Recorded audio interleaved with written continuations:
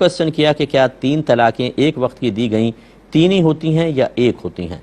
دیکھیں 3 ہی ہوتی ہیں، 1 کا کوئی شرعی تصور نہیں ہے۔ یہ نبی کریم صلی اللہ علیہ وسلم کے دور میں بعض صورتوں میں سرکار نے فیصلہ فرمایا، کیونکہ اس زمانے میں لوگوں کا اسلوب کلام ایسا تھا کہ وہ بات کو دہرایا کرتے تھے۔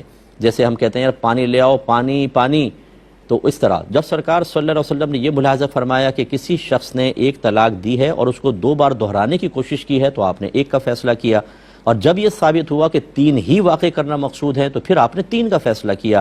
جیسے کسی نے 1000 طلاقیں دی تو 3 نافذ فرمائی اور باقی سب کو کہا یہ لفظ چلی گئیں۔ اسی طرح یہی صدیق اکبر کے دور میں رہا۔